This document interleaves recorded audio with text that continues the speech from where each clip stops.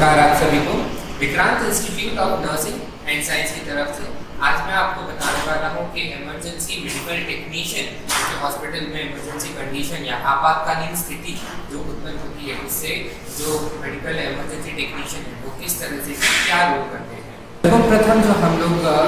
Emergency condition में या फिर आपातकालीन स्थिति में जो देखते हैं वो होता है रिस्पॉन्ड टू कॉल, मतलब कि हमें किस कॉल के ऊपर किस तरह का रिस्पॉन्ड करना है। तो जैसे कि आप लोग देख सकते हैं यहाँ पर अनेकों प्रकार के कोड होते हैं कि हमें पता होना चाहिए कि अगर आपको किसी भी तरह का कोड बोला जा रहा है तो उसके ऊपर आपको किस तरह की प्रतिक्रिया या फिर किस तरह का रिस्पॉन्स आपको देना है, कौन सी इमरजेंसी है जिसके अंदर आपको वो वाला रिस्पॉन्स देना है। जो मेडिकल इमरजेंसी टेक्नीशियन में जो दूसरी चीज़ हम लोग देखते हैं वो ये होता है कि हम लोग जो हॉस्पिटल और जो लेटेस्ट प्रोटोकॉल्स है हम लोग वो चीज़ या फिर वो प्रोटोकॉल्स को फॉलो करें जो अनावश्यक होती है, जो पुराने हैं हम उसको फॉलो नहीं करें, कि जो लेटेस्ट जो नए प्रोटोकॉल्स बनाए गए हैं हमें उनको फॉलो करना है, क्योंकि इससे हो सकता है कि जो पेशेंट की जान है उसको भी खतरा है। और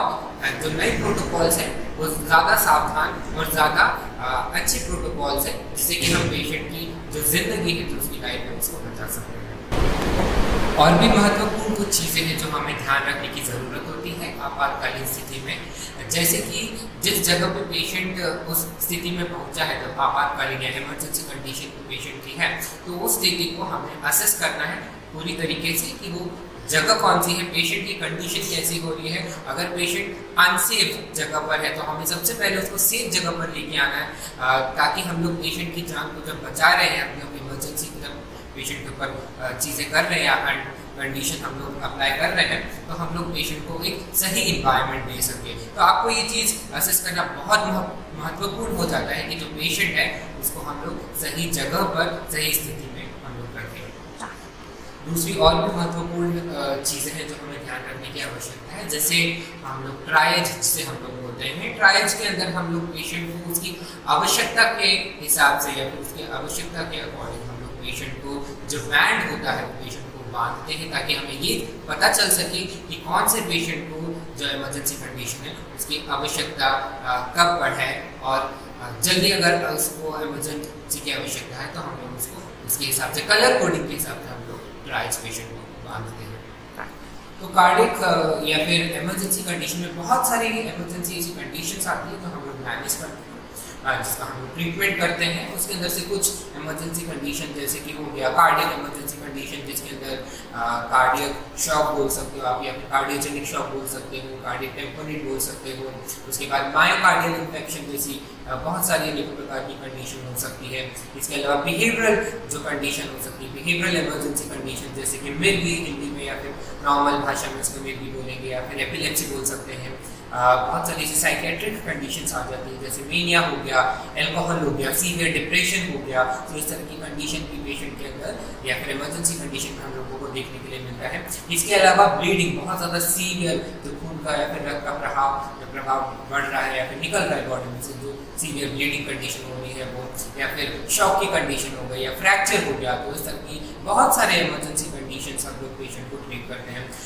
एग्जाम्पल या फिर उदाहरण के तौर पर अगर मैं बताऊँ तो पेशेंट जैसे कि इमेजिन कर लीजिए कि सपोज कि पेशेंट को कार्डियोजेनिक शॉक हुआ है या फिर पेशेंट को मायोकार्डियल इन्फेक्शन हुआ है, फिर जेनेटोटोरियस या फिर ब्रीदिंग डिफिकल्टी हो रही है तो उसमें CPR किस तरह से हम लोग पेशेंट को प्रोवाइड करेंगे। तो इस तरह से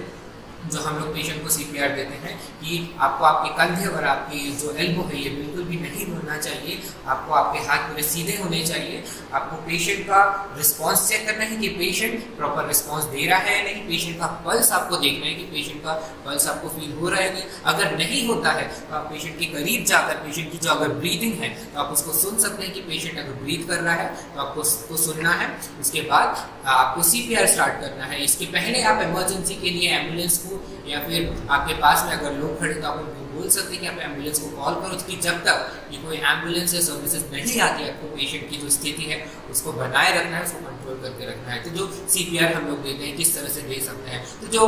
बड़े या वयस्क लोग होते हैं, जो बच्चे होते हैं, उनके अंदर हम लोग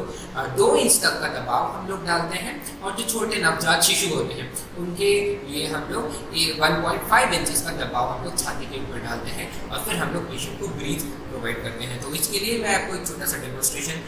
देकर बताता हूँ कि इस तरह से आपको आपका हाथ रखना होता है, और पेशेंट को 2 इंच तक के लिए 30 कंप्रेशन और 2 ब्रीथ देने की ज़रूरत होती है। तो इसके लिए आपको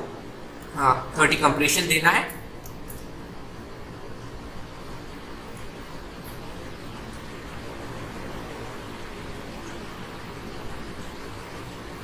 उसके बाद जब आप पेशेंट को ब्रीथ दे रहे हैं तो ध्यान रखें कि जो पेशेंट का सिर है उसको आपको पीछे की तरफ करना है, और जो पेशेंट का चिन है इसको आप 2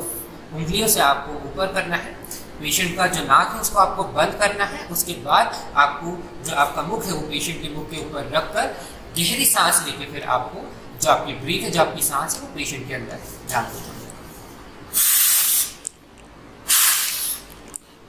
तो इस तरह से आपने देखा कि किस तरह से उसकी छाती फिर खुल रही है, ताकि हम लोग ने उसको जो सांस है हमारी वो हम लोग ने पेशेंट को दिए। तो इस तरह की अनेकों जो कंडीशन है उससे इमरजेंसी मेडिकल टेक्नीशियन भी हम लोग वो से जान जा सकते हैं। इसके अलावा बहुत सारे जो दूसरे आर्टिकल्स अगर हम लोग उनसे सांस नहीं दे रहे तो ये एम्बुलेंस जिससे हम लोग पेशेंट को सांस दे सकते हैं, ऑक्सीजन प्रोवाइड कर सकते हैं। और इसके अलावा अगर हॉस्पिटल में है तो बहुत सारी ड्रग्स भी होती हैं हमारे पास, तो हम लोग इस तरह से पेशेंट को एम्बुलेंस रख के सामने से ना होते हुए साइड में से नहीं तो पीछे से हम लोग इस चीज़ को ऑपरेट करते हैं, क्योंकि सामने जो व्यक्ति होता है वो कंप्रेशन या जिस पे दबाव दे रहा होता है, तो हम लोग को उसका जो एरिया है उसको हम लोग को क्लीन रखना है। तो इस तरह से हम लोग उसको फिक्स करके नाक और मुंह पूरा कवर होना चाहिए, और हम लोग पीछे साइड से उसको एम्बुलेंस से सांस दे सकते हैं। इसके अलावा बहुत सारे आर्टिकल्स भी इसके अंदर हम लोग यूज़ करते हैं। अगर इंट्यूबेट करना है तो हम लोग लेरिंगोस्कोप पेशेंट को अंदर लेरिंगोस्कोप से हम लोग पेशेंट को ईटी ट्यूब अंदर, एंडोट्रेकियल ट्यूब अंदर इंसर्ट कर सकते हैं। दवाइयों की आवश्यकता होती है, इमरजेंसी जो दवाइयाँ होती है उसकी आवश्यकता है, तो हम लोग को पेशेंट को वो भी देना है। तो डिपेंड करता है कि पेशेंट की कंडीशन, इमरजेंसी कंडीशन उस वक्त क्या है। तो इस तरह से हम लोग कार्डियक इमरजेंसी पेशेंट को जब तक कि प्रॉपर या सही तरीके का पेशेंट को ट्रीटमेंट या एम्बुलेंस नहीं आ जाती, कोई केयर नहीं आ जाती, हम लोगों को पेशेंट की कंडीशन को अगर बाहर है, अगर हॉस्पिटल में नहीं है तो उस तरह से हम लोग को पेशेंट की कंडीशन को स्टेबल या बनाए रखना है। इसके अलावा जब प्रॉपर केयर या फिर प्रॉपर ट्रीटमेंट आ जाता है, एम्बुलेंस की सर्विसेज आ जाती है, उस वक्त हमें फिर जो नए पेशेंट को जब आप लोग एम्बुलेंस में सौंपते हैं तो उस टाइम आपको ध्यान रखना है कि आप सही जगह पर, सही इंस्टीट्यूट या सही हॉस्पिटल में आप पेशेंट को या फिर ले करके जाएँ, ताकि उसका अच्छी तरह से ट्रीटमेंट हो सके, जहाँ पर सुविधाएं उपलब्ध हो, ताकि पेशेंट की जान को कोई खतरा ना हो सके। तो ट्रांसफ़र करते टाइम या हैंड ओवर करते टाइम आपको इस चीज़ का ध्यान रखना है कि कौन से हॉस्पिटल में वो जा रहे हैं, कौन से हॉस्पिटल में वो उन्हें लेकर गए हैं, और आपको ये चीज़ नोट डाउन करनी है, आपको ये चीज़ इन्फॉर्म करनी है। इसके बाद आपको पेशेंट के अधिकार, उनके राइट्स का भी ध्यान रखना है, कोड ऑफ कंडक्ट का भी ध्यान रखना है, उनके फैमिली को आपको इन्फॉर्म करना है ताकि आप उन्हें बता सको, पेशेंट की कंडीशन को आपको स्टेबल करना है, उनकी फैमिली को भी आपको मैनेज करना है, उनको साइकोलॉजिकल सपोर्ट देना है ताकि वो घबराए नहीं, और जो उनका काम है वो पेशेंट को अपने पेशेंट को देखने के लिए आ सकते हैं हॉस्पिटल में। तभी भी आपको पेशेंट का पूरी तरह से ध्यान रखना है और उनके साथ रहना है कि जब तक पेशेंट की जो कंडीशन है, इमरजेंसी कंडीशन, वो स्टेबल नहीं हो जाए। तो ये कुछ बातें थी जो हमें ध्यान रखनी है। इसके अलावा बहुत सारी ऐसी चीज़ें हैं जिनको जो आपातकालीन जो लोग या फिर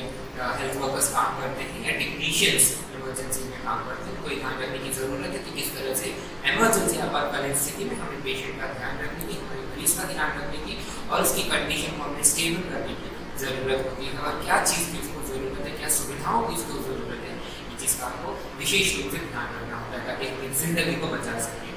धन्यवाद।